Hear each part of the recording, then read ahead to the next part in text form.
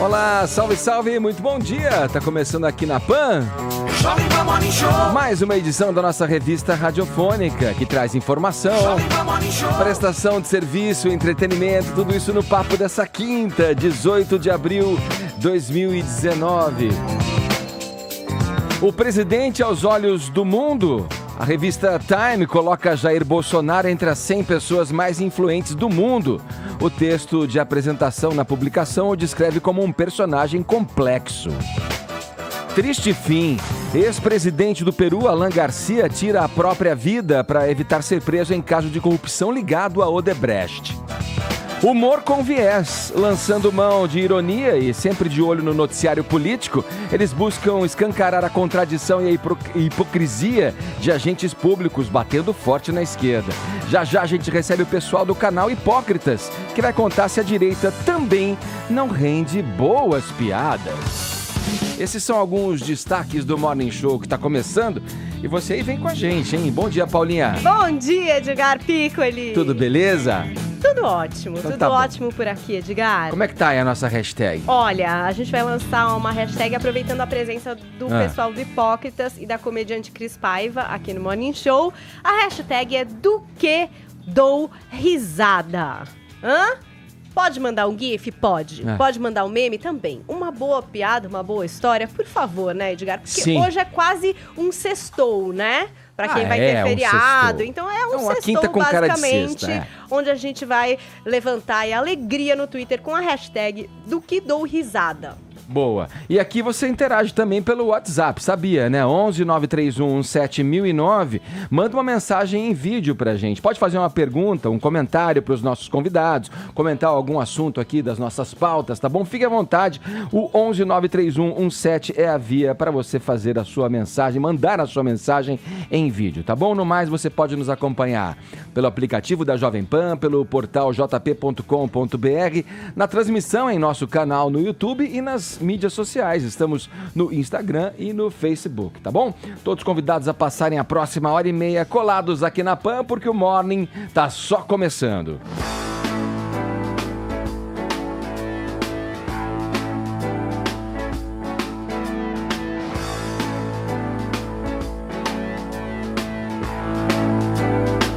A revista Time divulgou ontem a lista com as 100 pessoas mais influentes do mundo. Vamos lá, Fefito, quem do mundo pop tá nessa lista aí, nesse importante ranking aí feito pela revista? Olha, tem muita gente do mundo pop nesse ranking, porque esse ranking de 100 pessoas ele é dividido em 4 categorias. Sim. Pioneiros, artistas, líderes, que aí sim abarca mais políticos, e ícones, que são aquelas pessoas que já estão no panteão ali, intocáveis. Entre os pioneiros, o que chama atenção é a presença da Sandra Oh, que é muito famosa pelo seu papel em Grey's Anatomy, e hoje em dia tá na série Killing Eve, mas ela ganhou esse ano um Emmy, né? Ela foi a primeira atriz de ascendência oriental a ser ascendida ao panteão das pessoas que tem um prêmio Emmy aí. A Sandra Oh também se junta a nomes como a Indya Moore, que é protagonista da série Pose, que passa no FX. A série Pose, pra você que não sabe, é uma série que é formada por um elenco prioritariamente negro e transexual. Então ela é uma jovem transexual que já tá arrebanhando, assim, muitos prêmios. E também tá no mundo da moda, tá arrasando na série, a personagem dela é incrível. Também tem o Máximo Bottura, por exemplo, o chefe. Mas desses, assim, são os nomes dos pioneiros que chamam mais atenção. Já os artistas, aí sim, não para de ter nome incrível. A Regina King, por exemplo, que ganhou o Oscar de atriz coadjuvante e é merecedora disso porque disse que a partir de agora seus filmes terão 50% de funcionários negros e brancos e 50% de funcionários homens e mulheres. Ela agora tá contemplando essas cotas. A Emilia Clarke, de Game of Thrones, a nossa Khaleesi, o Dwayne Johnson, o The Rock, que é um dos atores mais bem remunerados do mundo. No mundo da música, ainda a Ariana Grande. No mundo das artes, ainda tem o Mahershala Ali e a Glenn Close, que não ganhou o Oscar como ele ganhou pela segunda vez. Segue uma eterna injustiçada, mas é uma das maiores atrizes do mundo. O Rami Malek, que fez o Freddie Mercury. E aí vai. Tem as meninas, a menina que fez Roma, o Richard Madden, que fez Game of Thrones e também ganhou o Globo de Ouro pela série Segurança em Jogo. E aí, ó, nos ícones, aí sim, só gente top. como diria a galera dos camarotes pelo Brasil. Topzera. Taylor Swift, que tá prestes a voltar a lançar um novo disco, já tá em contagem regressiva. Michelle Obama, que tá envolta aí a boatos de que pode ser candidata em 2022. O Spike Lee, diretor de Infiltrado na Clã, um filme super bem cotado esse ano no Oscar. David Hockney, que é artista plástico. Lady Gaga. E aí, também mais uma galera gigantesca. E aí ainda tem a categoria Titãs, que, veja você, tem desde Mark Zuckerberg, do Facebook, até o Mohamed Salah, nosso jogador ali da seleção do Egito. O LeBron James também, o Tiger Woods, do basquete e do golfe. Pat McGraw, maquiadora. Pois é, o Ryan Murphy, que escreve American Horror Story, American Crime Story, e criou Glee também. Então, assim, é uma lista que contempla bastante gente. Entre os brasileiros, só teve um. Só teve um mesmo. Eu quero saber, Paulinha. Achei que não ia falar. Não é ele aí. A Time, além dessas personalidades aí que o Fefito trouxe pra gente, incluiu você também, o Bolsonaro. Nosso presidente Jair Bolsonaro. O que escreveu aí a Time na apresentação dele, Paulinha? Então, o Jair Bolsonaro é o único brasileiro a figurar na lista desse ano. Ele tá ali junto com outros líderes, é nessa categoria que o Fefito falou, de líderes, que inclui aí, em sua grande maioria, políticos, né? Então tem o Juan Guaidó, opositor venezuelano, israelense Benjamin Netanyahu, o Donald Trump, a congressista democrata Alexandria Ocasio-Cortez, tem também a premier da Nova Zelândia, Jacinda Ardern, vocês se lembram das atitudes que ela tomou depois daqueles atentados às mesquitas lá no país dela, então ela também foi destacada. E tá lá o nosso Jair Bolsonaro. Sabe que no ano passado não tinha nenhuma personalidade brasileira na lista da Time. Eu vou falar de umas curiosidades aqui. Aí, em 2017, sabe quem tava, Vini? 2017? O Neymar. Ah, meu Deus. O Neymar tava. Mas em 2017 também teve essa lista da Time, uma outra lista das pessoas mais impopulares. Aí tava o Temer nessa lista. Numa listinha à parte. A Time era fora Temer. Aí a gente teve também, em 2016, o ministro da Justiça, o Sérgio Moro, junto com o Neymar na 2017, também a Celina Turti, que era uma cientista que estava fazendo as pesquisas sobre o Zika. Então, 2016, o Sérgio Moro, que estava à frente da Lava Jato, ali ainda não era ministro, claro. O Lula teve 2 vezes nessa lista, 2004 e 2010. A Dilma também esteve na lista em 2011 e 2012.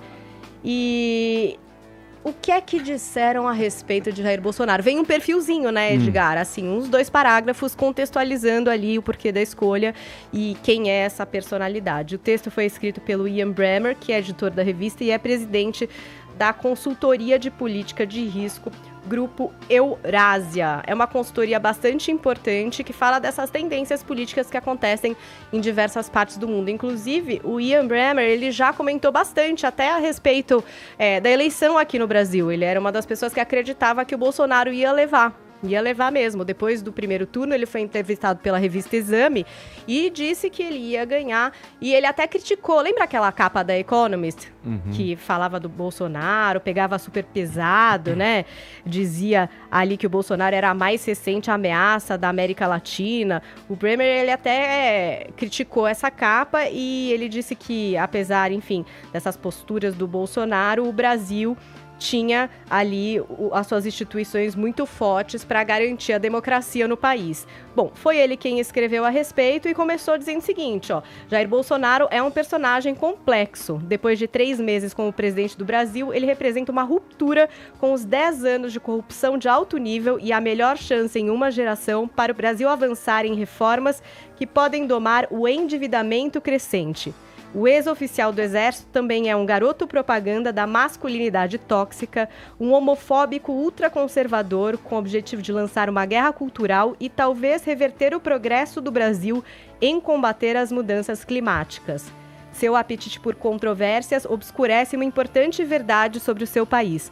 Brasil segue como uma democracia dinâmica, com instituições robustas que limitarão tanto as medidas boas quanto as ruins que ele vem a tomar.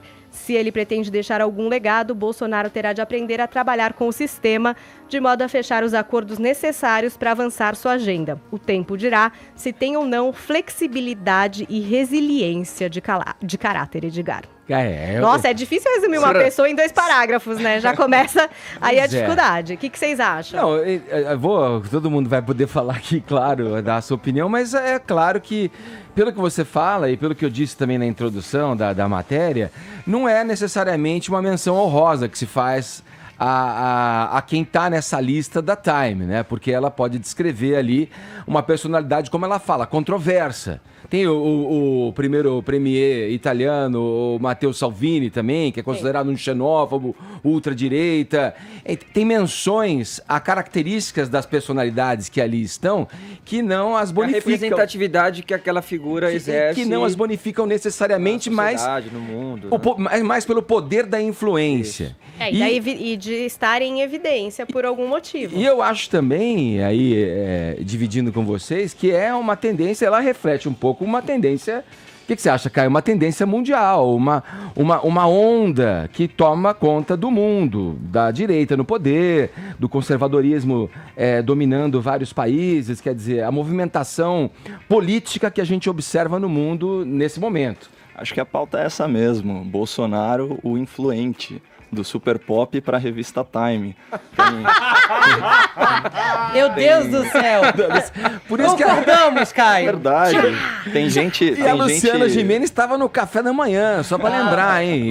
Recentemente no Palácio do Planalto. Pois né? Falando sobre Previdência. Exatamente, trocando. Inclusive com o meu sósia, né? O Kaká. O Kaká, o jogador tava lá, isso. Mas você sabe que esse reconhecimento aí, o presidente Bolsonaro deixou muita gente acelerando o seu patinete de raiva, né? Do Leblon à Vila Madalena. E me deu um flashback, a Paulinha não trouxe aqui essa informação, mas há 3 anos era o ministro da Justiça, né, que figurava aí nas páginas da Time. Eu falei, o Moro. Você falou do Moro, perdão. Quando então estava à frente da Lava Jato. Isso, Super Moro, né, como a revista descreveu. Isso é raríssimo, até talvez inédito, né, o caso em que um ministro precede o seu presidente como uma das figuras mais influentes do mundo. E até eu lembro nessa revista Time tinha uma nota premonitória que dizia que o Moro estava julgando um escândalo de corrupção tão grande que pode derrubar um presidente, olha só. Mas aí voltando ao perfil da Time sobre o Bolsonaro, aqui a gente identifica só 2 críticas positivas, né? Então fala que ele representa uma ruptura com uma década de corrupção de alto nível, né? High level corruption, né? Como eles dizem. E aqui é importante a gente pontuar como que era o modus operandi, né, da cleptocracia antes do bolsonarismo. Então você tinha aparelhamento estatal, loteamento do poder com feudos, cargos e verbas, né, aí pro poder legislativo, superfaturamento de grandes contratos, fraude nas licitações e editais e venda de peças legislativas para favorecimento de grupos econômicos. Então a gente está falando das medidas provisórias, decretos, regulações. Além de tudo isso, né, o PT ele vai se consagrar no Olimpo da corrupção pela compra de apoio parlamentar, né, que é o caso do Mensalão, e pelo propinoduto do Petrolão, que abastecia as campanhas eleitorais e os cofres daqueles diretamente envolvidos. Então, só para pôr as coisas em perspectiva, tem laudo da Polícia Federal estimando em mais de 42 bilhões de reais os prejuízos infligidos à Petrobras só pelo Petrolão. A gente está falando de quase 10 milhões de reais por dia em uma estatal. Então, quando a revista Time fala em high level corruption, então corrupção de alto nível, é a isso que ela se refere. A segunda crítica positiva é a que a Paulinha trouxe, né, que o Brasil tem a melhor chance nessa geração para implementar reformas econômicas que vão domar a crescente dívida, né, déficit fiscal, endividamento e tal. Aqui é uma referência direta às políticas previdenciária, tributária e fiscal da equipe do ministro Paulo Guedes, que é egresso da Escola de Chicago. E aí a Time deixa no ar se o presidente vai ter a flexibilidade e a resiliência para aprovar essas reformas. Então, aparentemente, a gente está precisando aí de um presidente borrachão, né? Flexível e resiliente. Só que aí tem as críticas mais duras. Que ele fala que é um garoto propaganda da masculinidade tóxica, homofóbico, ultraconservador, disposto a reverter o progresso do Brasil e lidar com a mudança climática. Aqui tem 2 pontos. Primeiro, uma demonização intencional do adjetivo conservador, que é o quê? Fazer aquela confusão entre o significado popular do termo e o seu significado filosófico e político. Um verdadeiro conservador do século XXI jamais seria homofóbico.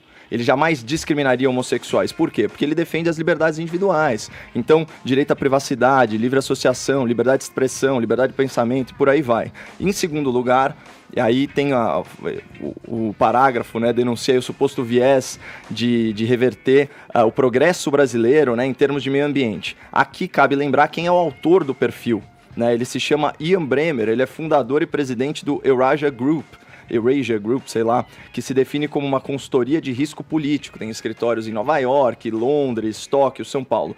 Isso é uma organização que, além de global, ela tem viés globalista. Então, ela é mais alinhada às políticas internacionais dos órgãos multilaterais não eleitos, como a ONU. E o lobby internacional em relação ao meio ambiente, a gente já falou aqui várias vezes, é fundado no slogan Farms Here, Forest There. Então, sob pretexto de cuidar do meio ambiente, você freia o desenvolvimento sustentável de países com potencial, como é o caso do Brasil. Então, para mim, nenhuma novidade aqui, parabenizo aí. Mas você não acha que ele é um crítico, assim, não um crítico, eu acho que esse cara é um cara que tem uma visão meio geral das coisas, porque ele previu a eleição do Bolsonaro. Eu acho que ele é ponderado, assim, eu não acredito que ele tá aqui fazendo uma crítica, tá fazendo uma leitura e eu acho que até uma realista, leitura... você diz? Não sei, porque, por exemplo, ele tem um livro lançado que chama Nós contra Eles, o fracasso do globalismo, onde ele faz uma análise a respeito de várias coisas aí que acontece, que é a questão desse discurso populista do nós contra eles. E aí, nesse livro, ele prevê, por exemplo, e cita o Brasil com a questão da nossa insatisfação com serviços públicos que leva a uma reação contra políticos vistos como incompetentes e corruptos, por exemplo. Isso não é alguma coisa de razoável? Não acho que ele é um cara tendencioso. Essa leitura da Amazônia não é só dele. Você vê que até o museu em Nova York cancelou uma homenagem que seria feita ao Bolsonaro também por causa disso. Claro, o Caio sempre defende essa tese de que é muito fácil para os americanos ficarem fazendo esse jogo, porque eles vão lá no desenvolvimento deles e a gente... Só que, cara, o fato é que a gente tem mesmo essa floresta aqui. Sim. A gente tem essa floresta. Sim. O E patrimônio eu sou mais a pensar o que a gente vai fazer com ela do que o que eles fizeram com a deles, Sim. entendeu? Então, eu acho que isso é uma preocupação mundial, é uma preocupação de todos e devia ser do brasileiro também. Eu concordo com a Paulinha e assim, a gente já falou da revogação do espaço de reservas florestais aqui no Brasil e tudo mais, mas quanto às acusações de homofobia, por mais que ele negue, a gente não pode esquecer que ele disse que filho gay é falta de porrada, que o filho começa a ficar meio gayzinho, leva um couro, muda o comportamento, tá certo, pra mim é a morte, prefiro que morra num acidente do que apareça com um bigodudo por aí, pra mim... Meu filho vai ter morrido mesmo se fosse gay. 90% desses meninos adotados por casal gay vão ser homossexuais ou garotos de programa com toda certeza. Então, assim, difícil fugir da pecha de homofóbico quando você tem no seu passado frases como essa, né?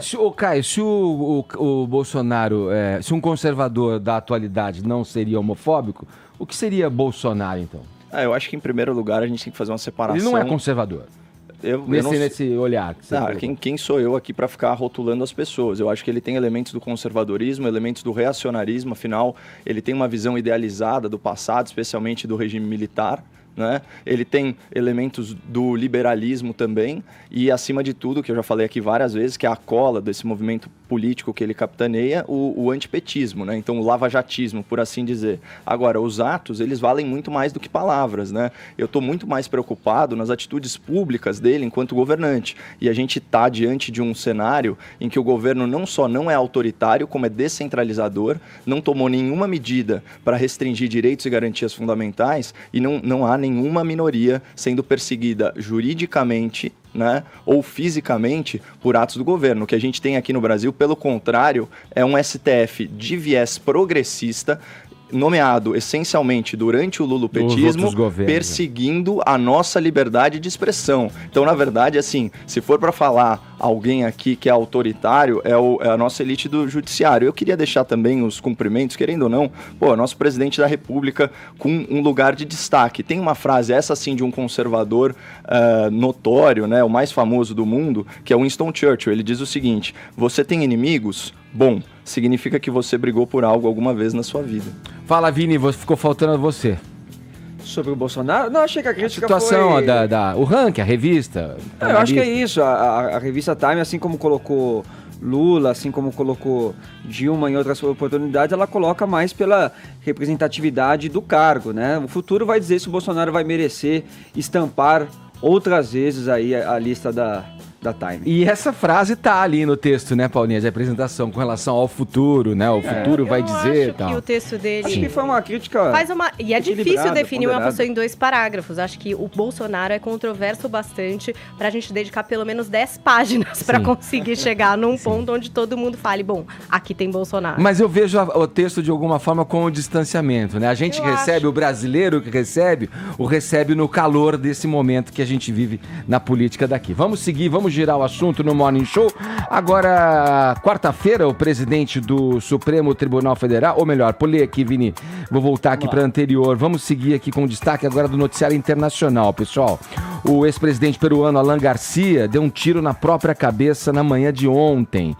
Vini, foi bem ali no momento em que policiais chegavam à casa dele e ele tomou esse ato extremo, né? Essa atitude extrema de se matar, né? De tirar a própria vida. Um fim trágico, né, Edgar? Envolvendo aí um episódio de uma figura pública importante do Peru, um ex-presidente, em um caso de corrupção com a empreiteira brasileira Odebrecht, nesse desdobramento aí da Lava Jato, né, Edgar? Que acabou pegando vários países, né? Sim. A Lava Jato já revelou que pagou mais de 400 milhões de dólares aí em 11 países diferentes, né? Um deles é o Peru.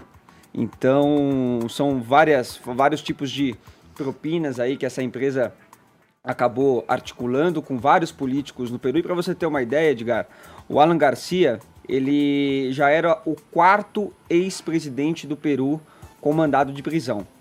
O 4º ex-presidente do Peru com mandado de prisão. O Ollanta Humala está em liberdade condicional. O Alejandro Toledo está foragido nos Estados Unidos. A justiça peruana já pediu ali a extradição dele há 2 anos.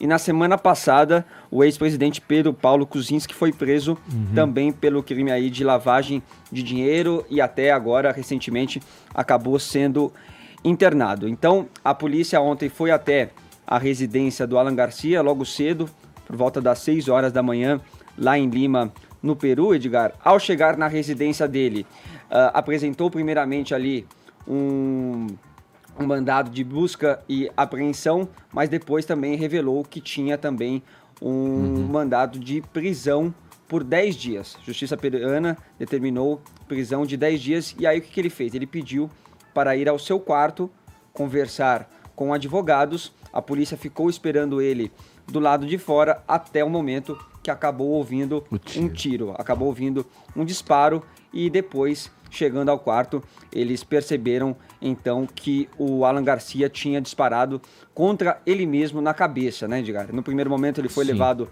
para o hospital, acabou sofrendo 3 infartos, entrou em coma e depois veio a falecer. Ele já foi presidente do Peru, Edgar, em 2 oportunidades, de 85 a 90 e depois de 2006 a 2011. E é nesse segundo período que corresponde essas denúncias aí da justiça peruana, né? Então, um deles, o caso envolve aí propinas que a Odebrecht teria pagado ao Alan Garcia durante a campanha dele em 2006 e agora recentemente também foi revelado um outro caso de um licenciamento direcionado que ele teria feito aí ao Odebrecht, no caso de um licenciamento de uma concessão da linha 1 do metrô de Lima. Sim. Então foram 2 casos aí, 2 denúncias e ao saber aí que seria preso, o Alan Garcia acabou tomando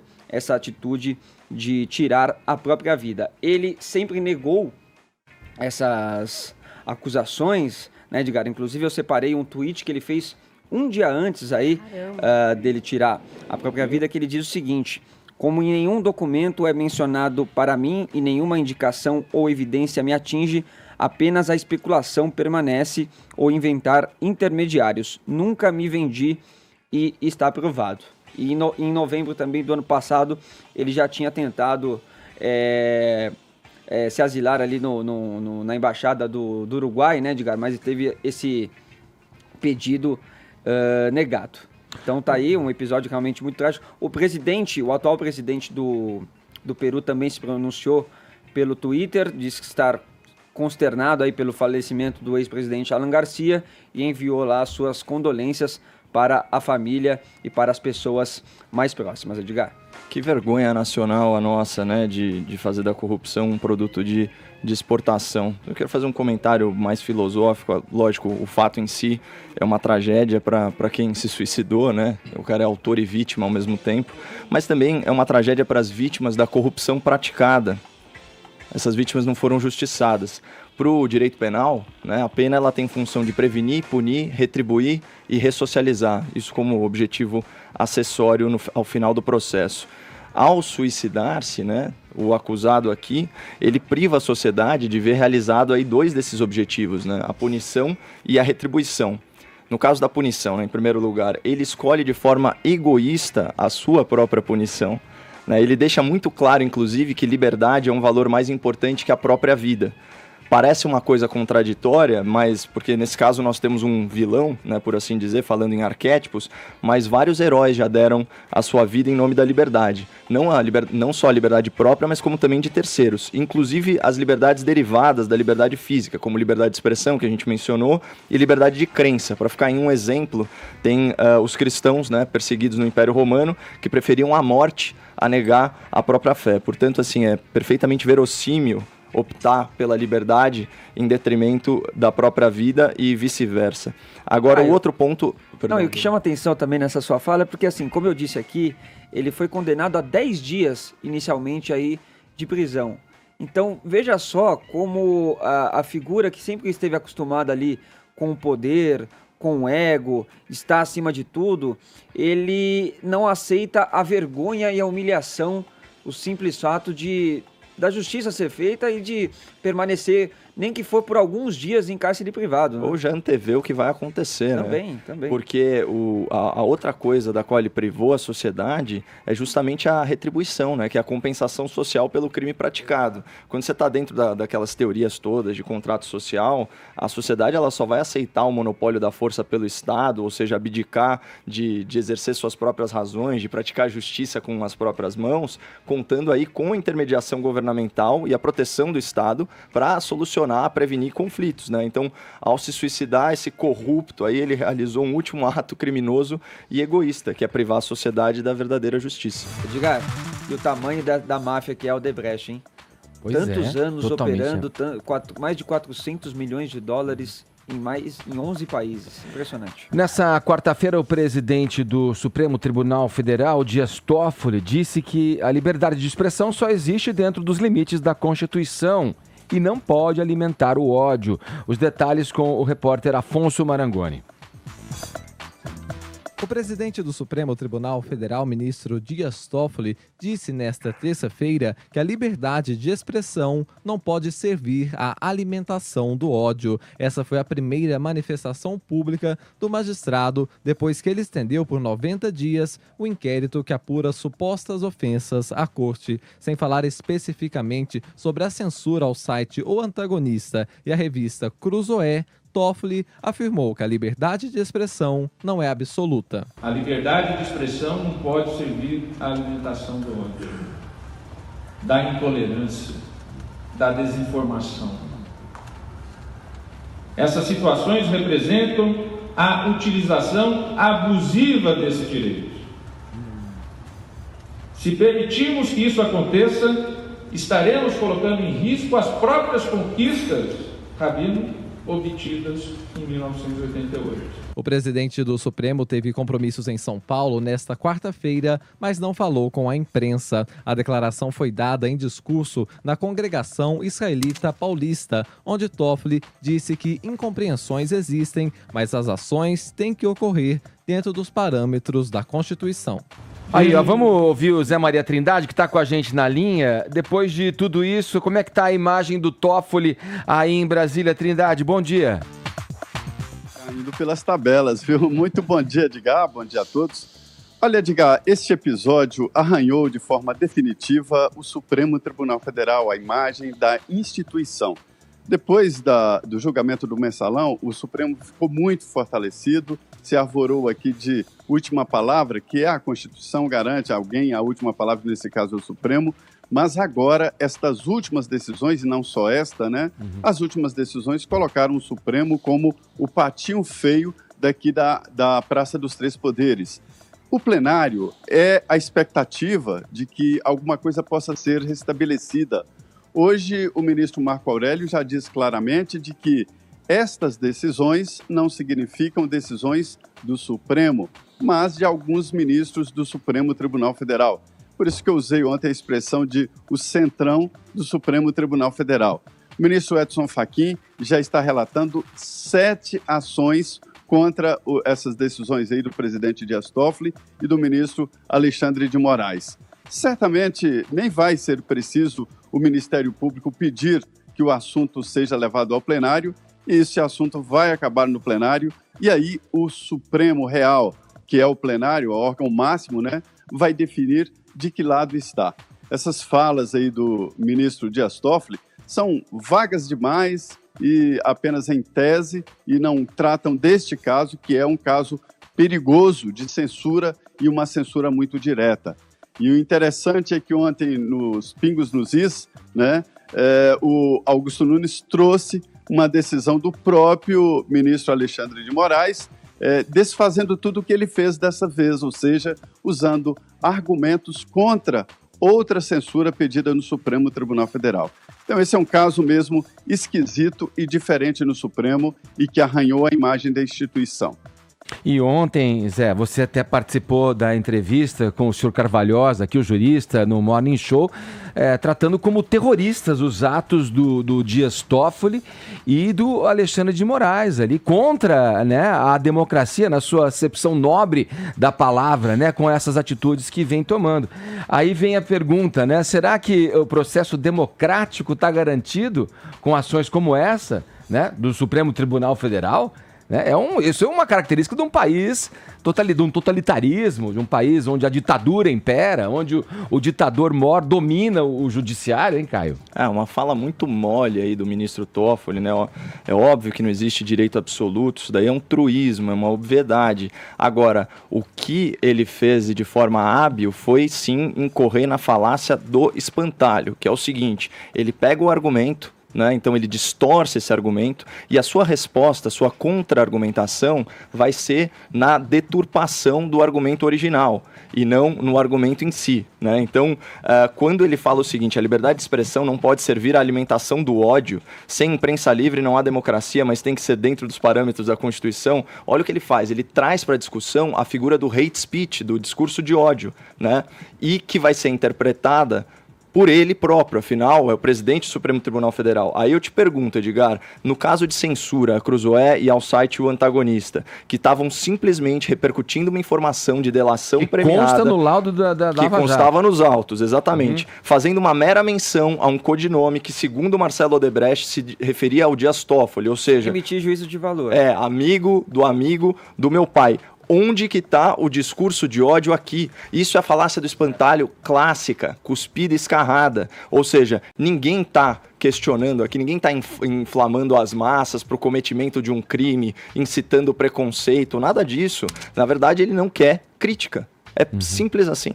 Ô Trindade, até se aventa a possibilidade de uma abertura de processo de impeachment aí. Você que tem essa experiência de STF aí, acha que existe campo para que isso evolua? Pois é, muito difícil. É complicado porque o impeachment de um ministro do Supremo Tribunal Federal, ele é regulamentado através do Senado Federal. E o presidente do Senado é que abre esse processo. E o presidente Davi Alcolumbre tem arquivado todos, já estão em 7, devem chegar aí rapidamente hoje em 12 pedidos de impeachment de ministros, né? Não é só Dias Toffoli e Alexandre, mas tem também pedido de impeachment contra o ministro Gilmar Mendes. Na minha opinião, o presidente do Senado não teria essa força de brecar um processo assim. Ele teria que levar o assunto ao plenário do Supremo, que é o órgão, plenário da Câmara, que é o órgão máximo da Casa. E aí os senadores, mesmo se não houver a maioria para a abertura do processo de impeachment, pelo menos os senadores mostrariam a cara, diriam de que lado estão nesta disputa aí do Supremo contra ele mesmo, porque não é possível o Supremo brigar com o Ministério Público, né? Esta birrinha com o Ministério Público. Então, eu acho muito complicado. O presidente Davi Alcolumbre também tem lá as suas razões para não brigar com o Supremo Tribunal Federal, né? Alguns líderes e senadores também têm medo do Supremo, então aí está a dificuldade. Eu só faço a correção aqui, Edgar, de que não se trata de uma decisão do Supremo, né? É de uma decisão de um ministro do Supremo. Sim. E é por isso que eu reforço que isso tem que passar pelo plenário, e aí depois do plenário é que a gente sabe qual é a posição do Supremo. Perfeito. Zé, obrigado pelo papo, pelas informações. Bom trabalho aí em Brasília.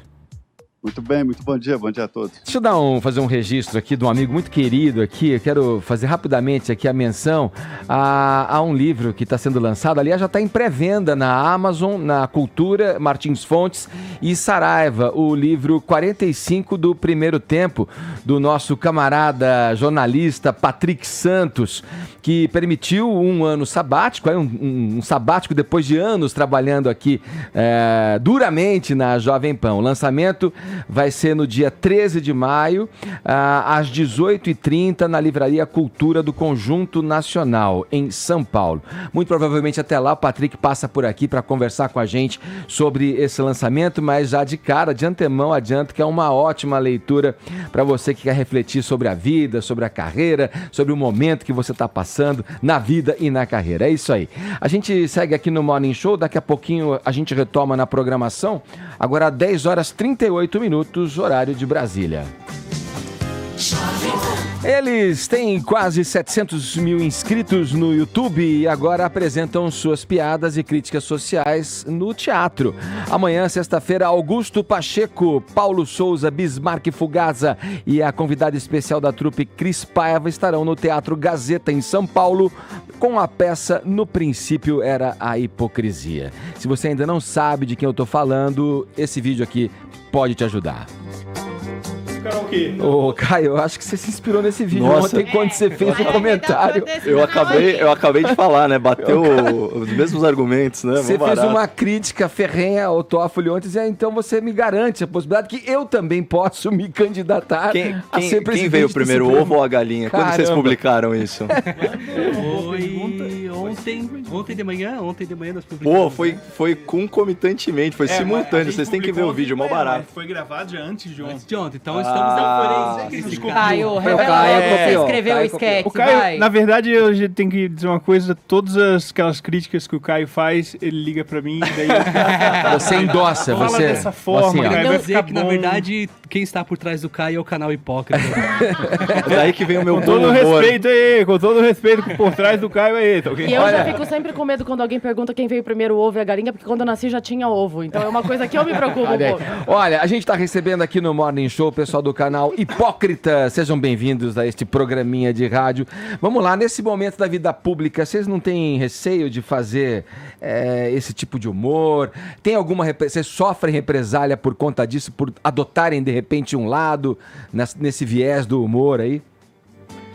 Sempre tem um medo, né? Um leve medo, né? Mas a gente tem que se traduz como? De que maneira? Você tem receio de ir a lugares, os caras vão te identificar, vão te reconhecer? Ainda não. Nunca tivemos esse tipo de represália diretamente, assim, a gente nunca teve. Mas hoje o medo maior é praticamente o STF, né? Hoje nós já tomamos processo do Guilherme Boulos, já tomamos processo de outros políticos mais lá da cidade, nossa cidade. Já tivemos ameaça de morte, já tivemos vários pequenos... Cara, ameaça de morte? E você fala com essa tranquilidade, assim? Mas não foi assim muito, né?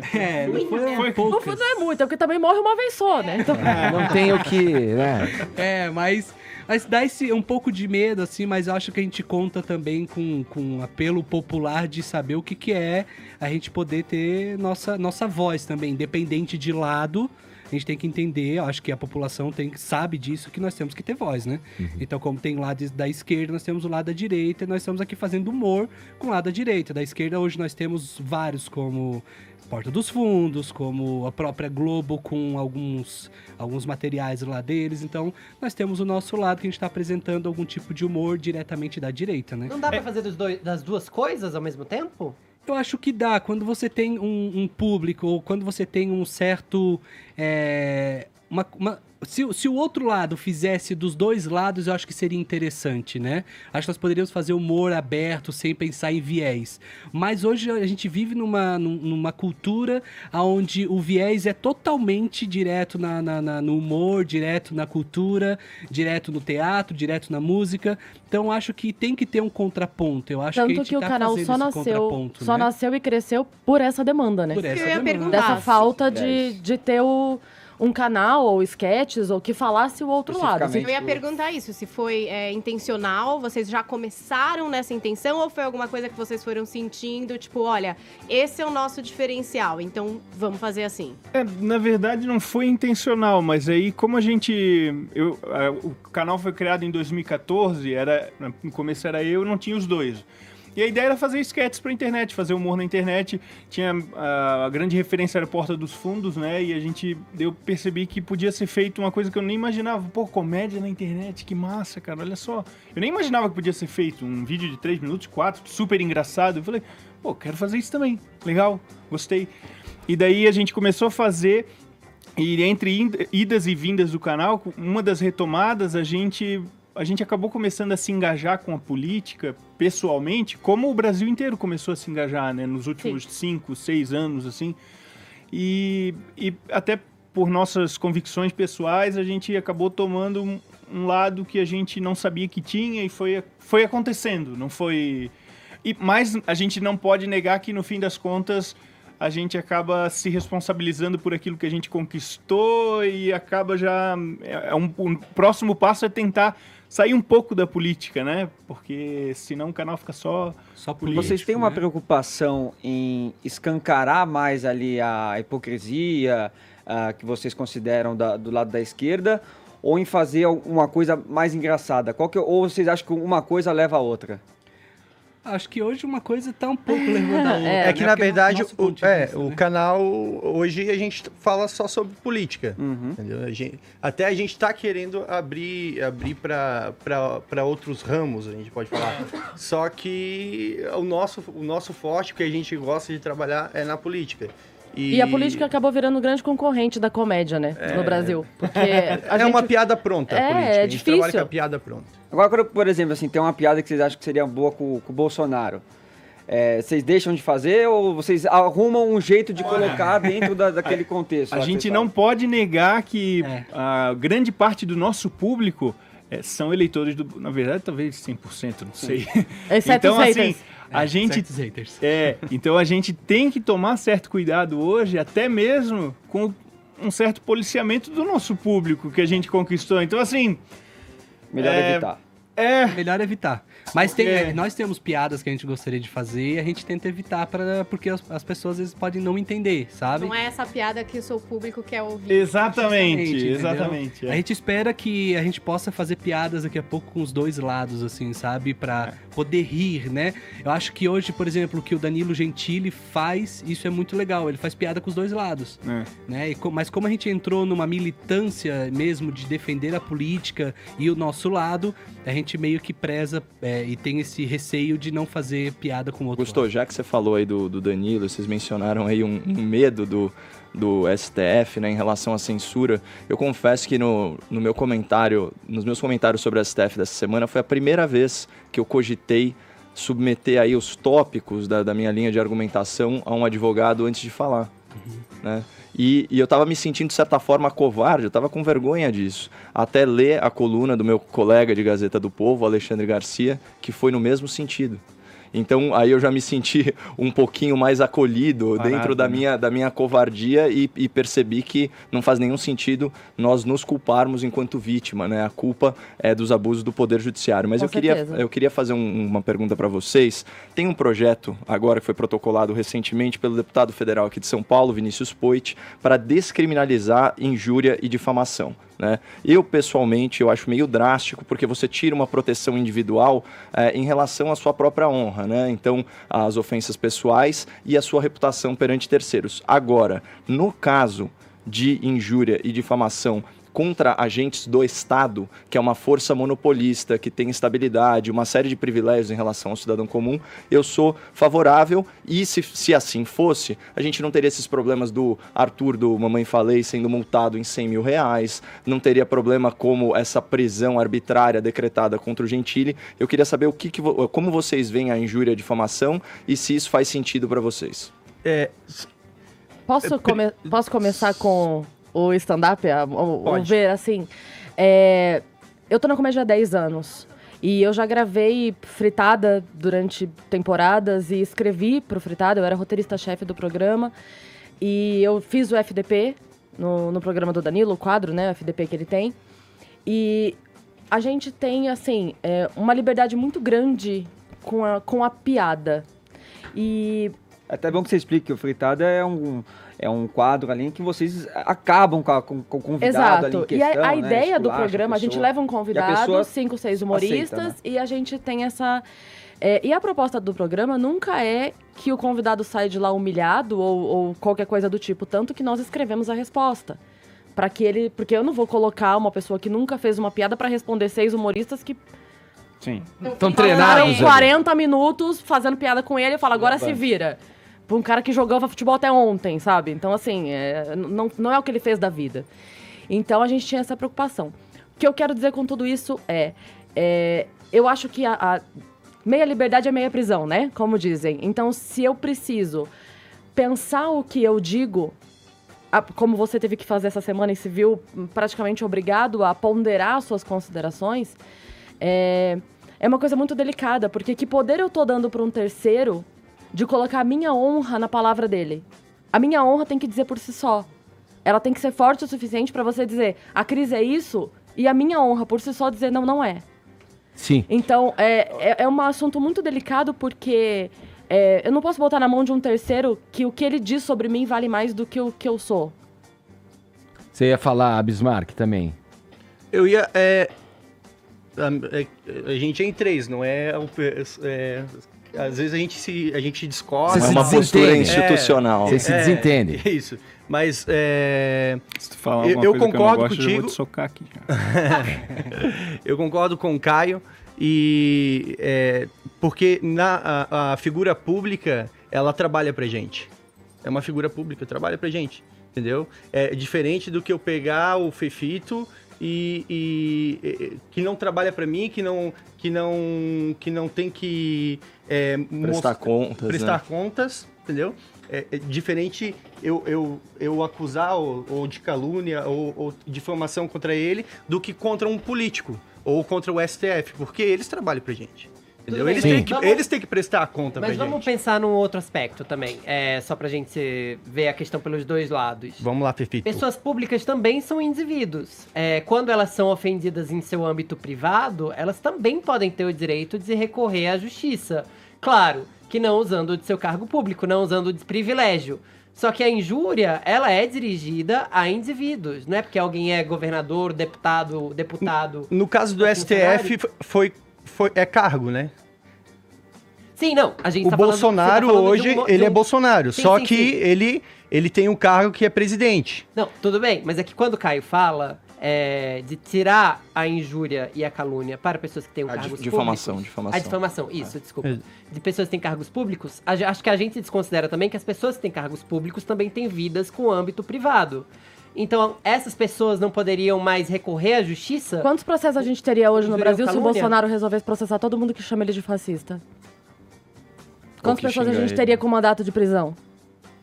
Eu não faço ideia porque eu não quantifico a quantidade de pessoas que falam esse tipo de coisa, na verdade. Só jogar um search no Twitter, é muito rápido. É muito rápido dar esse tipo de search, aí a mas Maria eu do acho que a Rosário... gente também tem coisas embasadas em fatos. Muita gente pode achar semelhanças no discurso dele. Você acha que ele é factualmente fascista? Eu não acho que ele é nada. Eu acho que ele é homofóbico, como eu já falei aqui hoje mais cedo.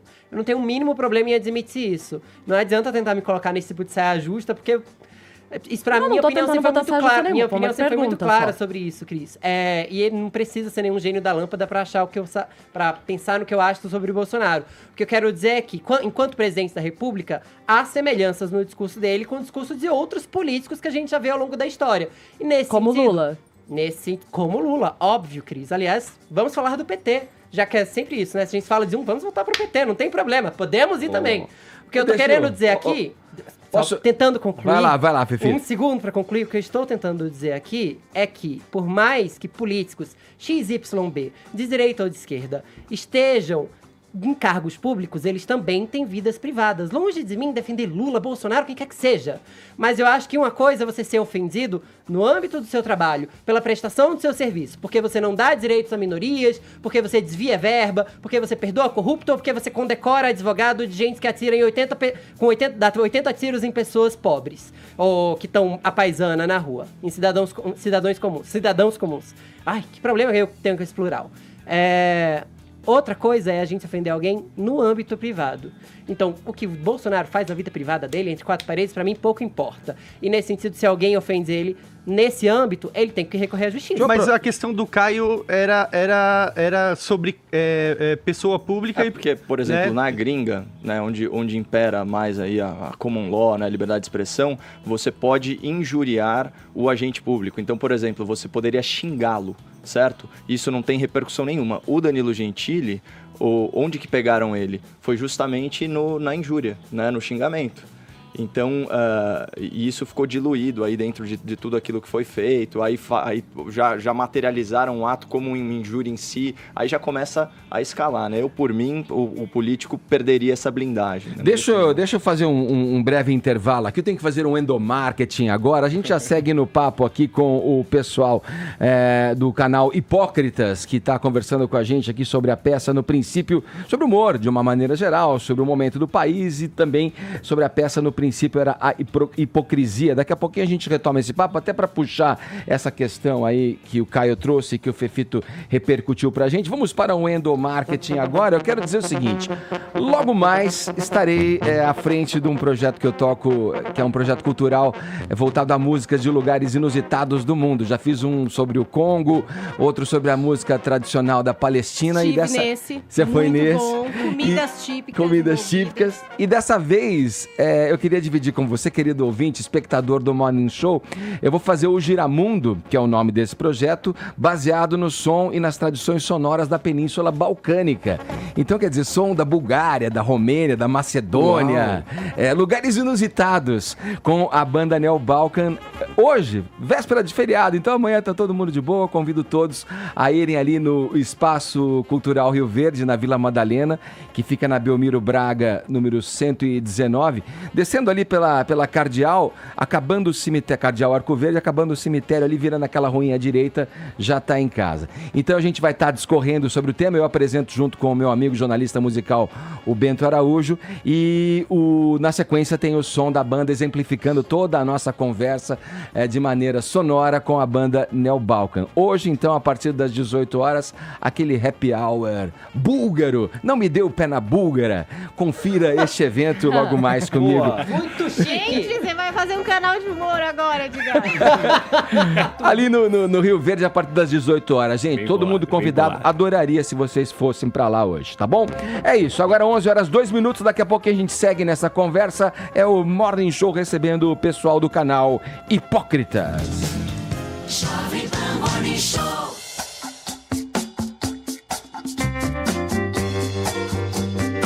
Estamos de volta aqui no Morning Show nessa quinta-feira, véspera de feriadão, aqui recebendo o pessoal do canal Hipócritas, humoristas de direita, humoristas conservadores. Eu senti ali um tom jocoso ali. Vocês que se definem dessa forma.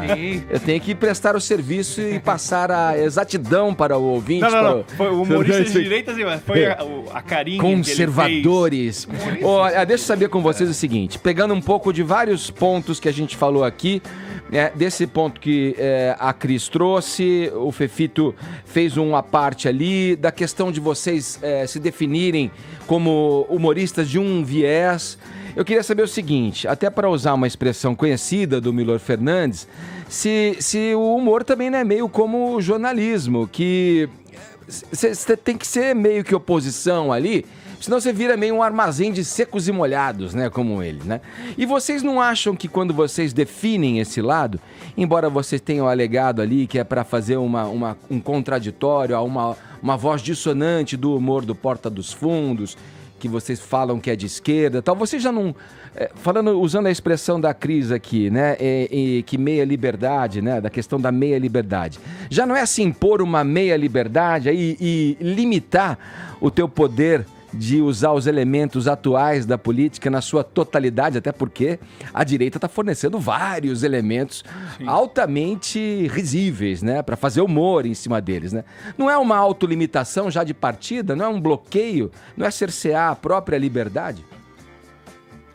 De alguma forma, assim, a gente acredita que o fato de ser oposição, de ser oposição ao governo atual, tem algo que tem um ideal maior que está por trás disso, né?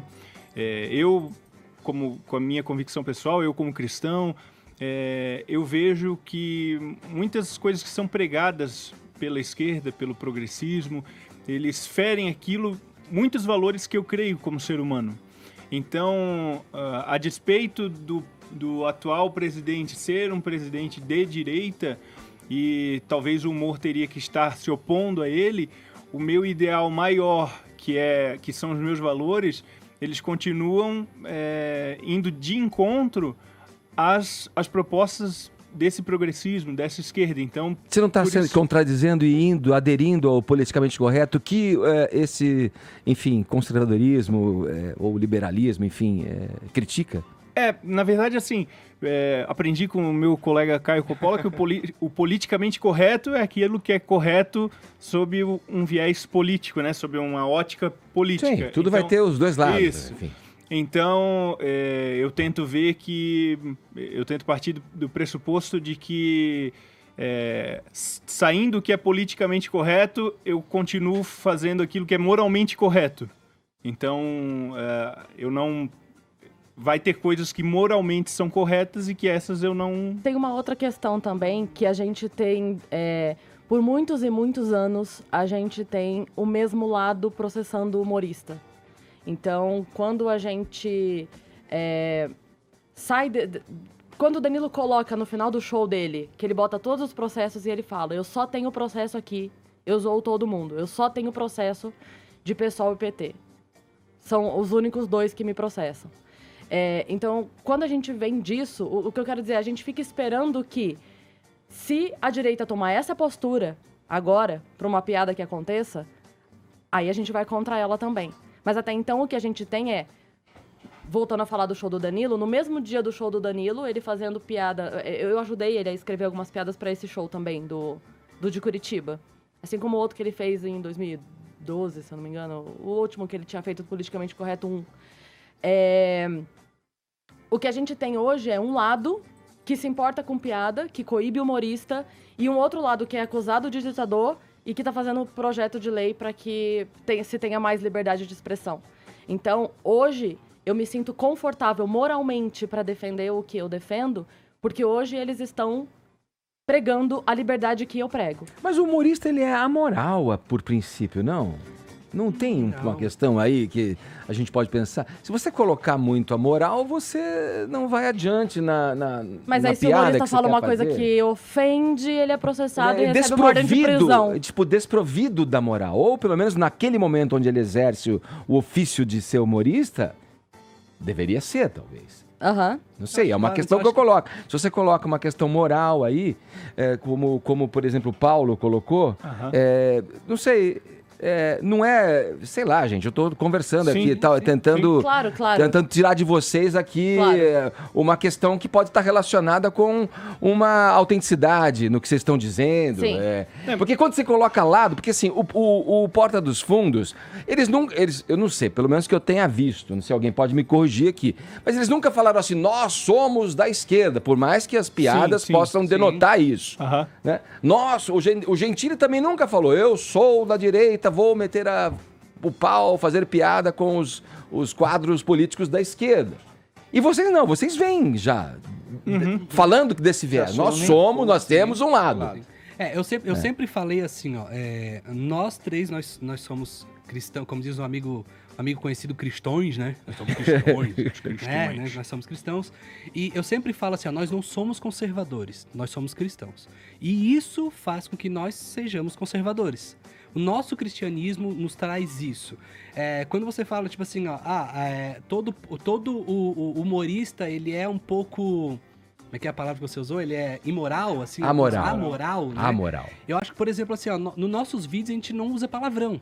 O palavrão Vocês maior... fazem humor gospel. Humor gospel. Vocês fazem...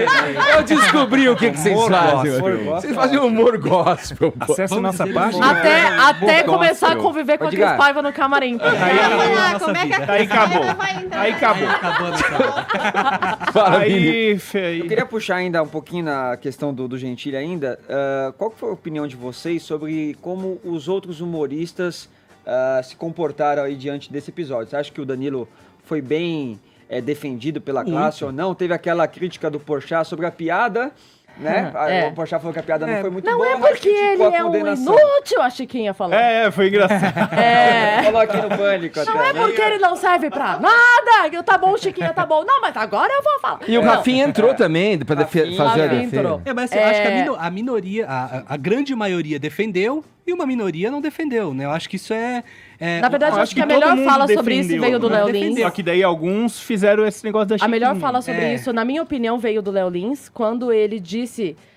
ele fez uma publicação se dirigindo aos humoristas e falou assim: se você, quando você postou a defesa do Danilo pela liberdade de expressão, você foi atacado pelo seu próprio público, veja se não é um monstro que você tá alimentando que vai te devorar depois. Porque teve muito humorista que, ao postar...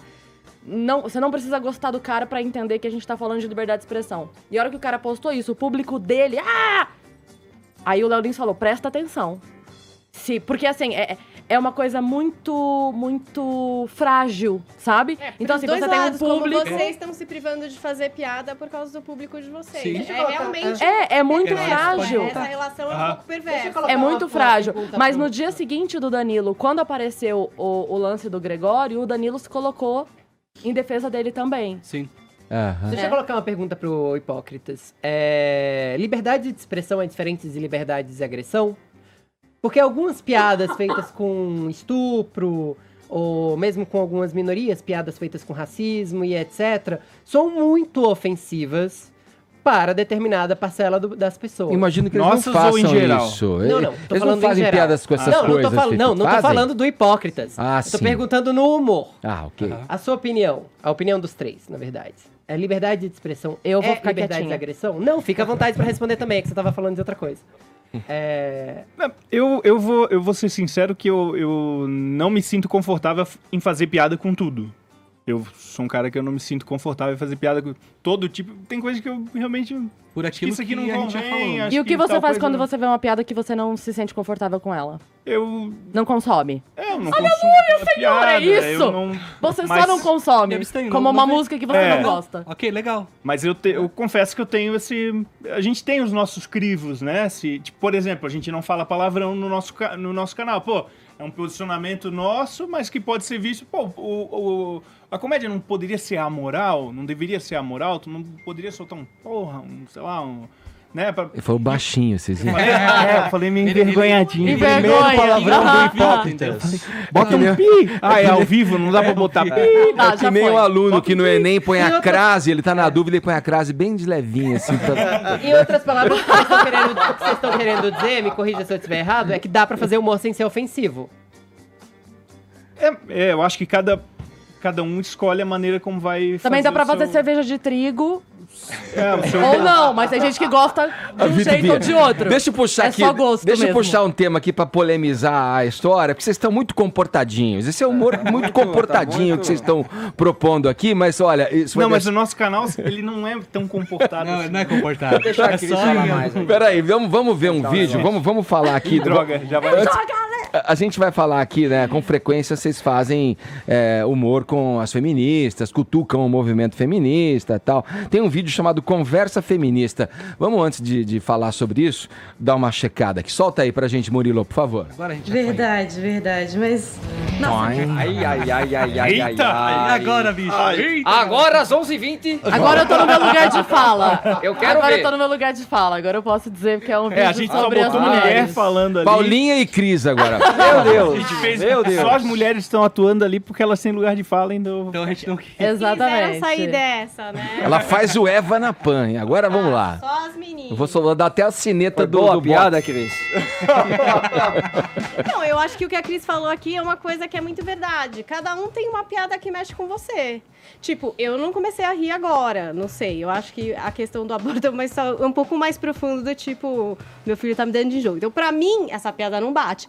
Acredito que pra outras pessoas pode bater. É a história de você consumir aquilo que você Tem uma acha frase, engraçado. tem uma frase de um humorista norte-americano que eu sempre falho em lembrar o nome, mas que eu ouvi uma vez e eu sempre faço questão de repetir, que ele diz assim: a comédia é o único produto que a pessoa se mete no que o outro consome. Ninguém anda no mercado tirando o produto do carrinho do outro, dizendo isso não é bom, troque.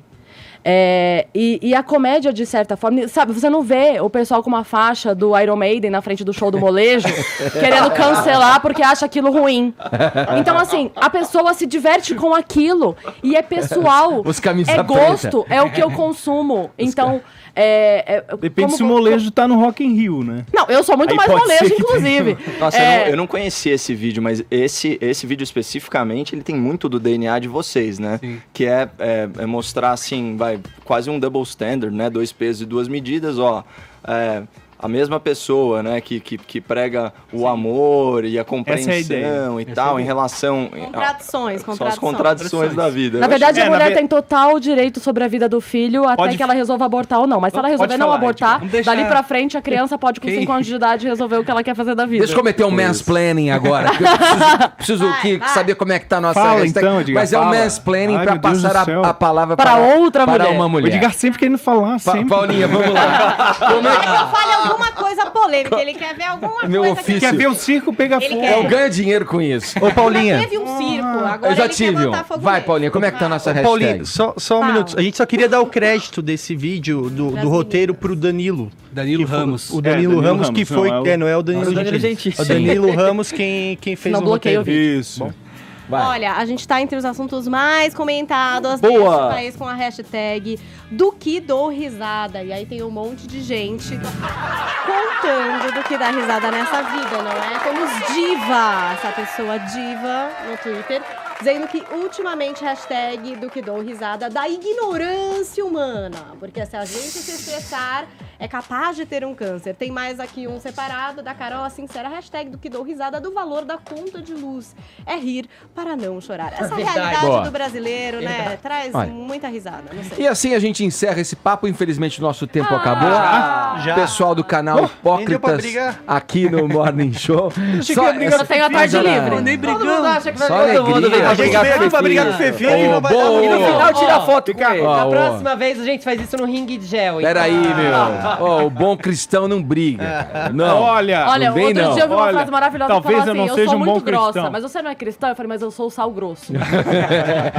O pessoal do canal Hipócritas aqui com a gente, conversando no Morning Show, o Augusto Pacheco, Paulo Souza, Bismarck Fugazza e a Cris Paiva. É isso aí, muito obrigado. Faz o jabá do teatro, hein, pelo amor de Deus.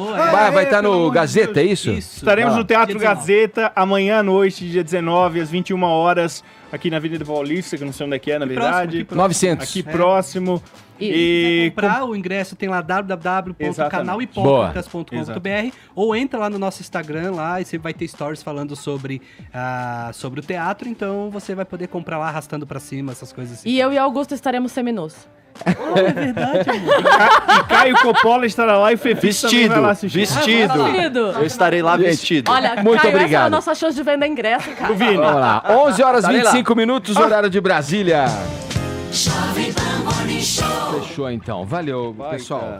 A gente fica por aqui desejando um ótimo feriado de Páscoa. Paulinha, tem ganhador ainda. Tem ganhador aqui no Twitter, o Serginho. Já falei com você, Sérgio Oliveira, já até me respondeu. Ganhou aqui o nosso kit. É isso aí. Amanhã a programação da Jovem Pan é especial. Voltar da sexta-feira santa.